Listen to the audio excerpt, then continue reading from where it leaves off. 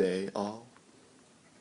Recognizing this very special day, I'd like to do something very special today. I'd like to read a tiny excerpt, if you will, on one of my favorites, The Republic of Plato. Now, this edition was revised and translated by Alan Bloom, and it's the second edition, and we're on book 6, if you'd like to follow along. What's after this for us, he said. What else but what's next, I said, since philosophers are those who are able to grasp what is always the same in all respects, while those who are not able to do so but wander around what is many and varies in all ways are not philosophers. What should be the leaders of a city? How should we put it so as to speak sensibly, he said.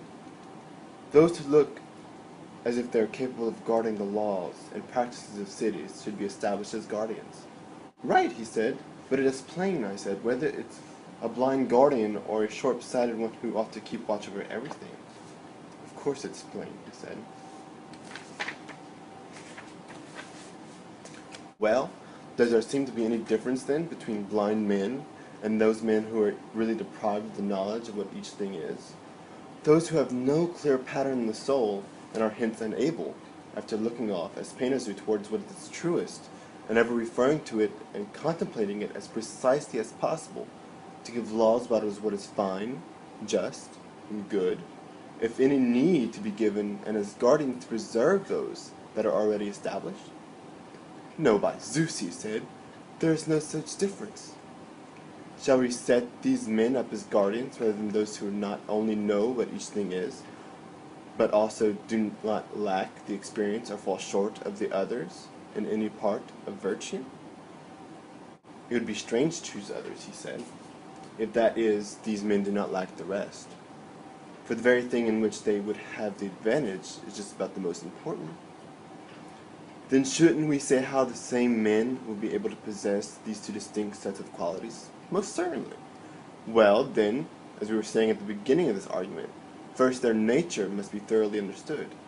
And, I suppose, if we should come up to an adequate agreement about that, we'll also agree that the same men will be able to possess both, and there should be no other leaders of cities than these.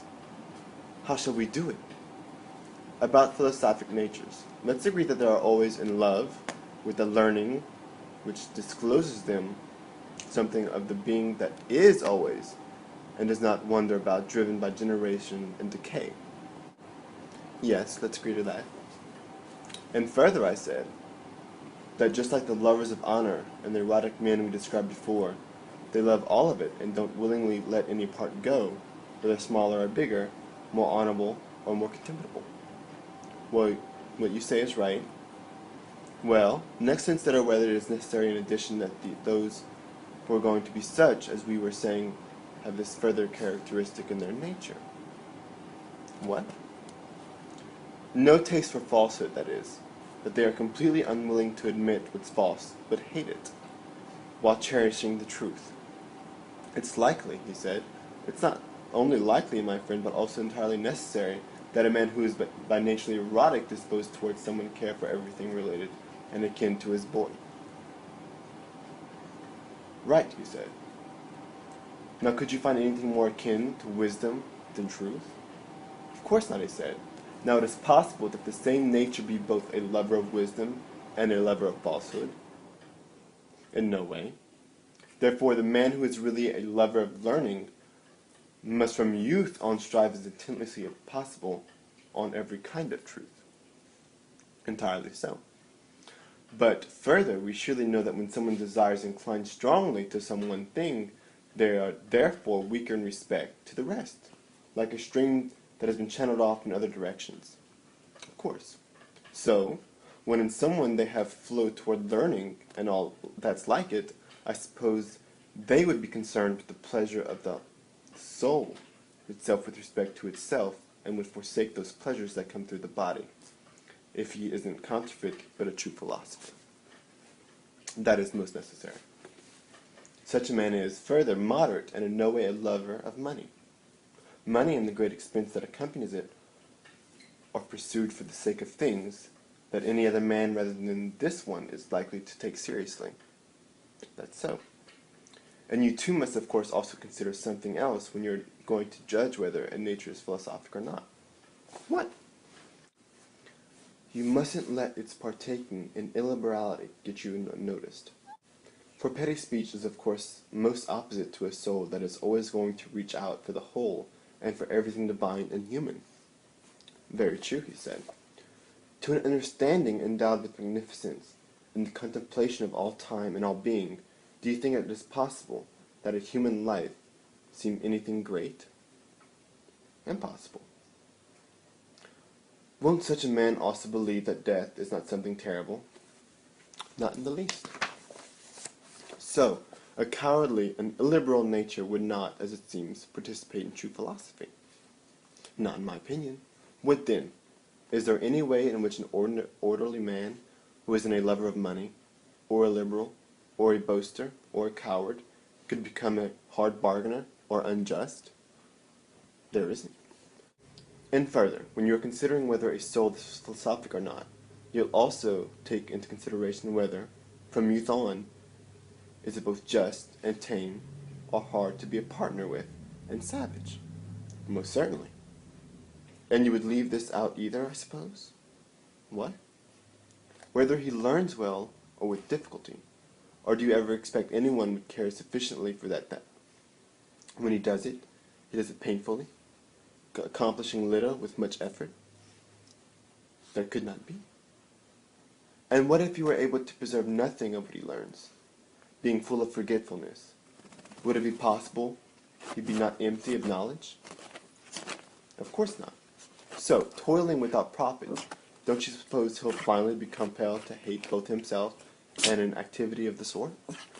Of course. Let us never then admit a forgetful soul into the ranks of those that are adequately philosophic. In our search, let us rather demand a soul with memory. Most certainly. Further, we would deny that what has a musical and graceless nature is drawn in any direction other than that of want of measure. Of course. Do you believe that truth is related? Do you believe that truth is related to want of measure, or of measure? To measure. Then, besides the other things, let us seek for an understanding endowed by nature with measure and charm.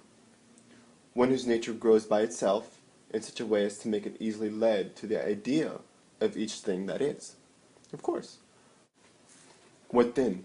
Have we, in your opinion, gone through particular qualities that are in any way unnecessary and inconsequent to one another in a soul that is going to partake adequately and perfectly in what is? They are, he said, certainly most necessary. Is there any way, then, in which you can blame a practice like this that a man could never adequately pursue, if you were not by nature a rememberer, a good learner, magnificent, charming, and a friend and a kinsman of truth, justice, courage, and moderation? Not even Momus, he said, could blame a practice like that. When such men, I said, are perfectly by education and age, wouldn't you turn this city over to them alone? Well, I hope you enjoyed Storytime. I sure did. It speaks so well as to what Plato is saying about who should be allowed to govern. I mean, it wasn't in the entire book, of course,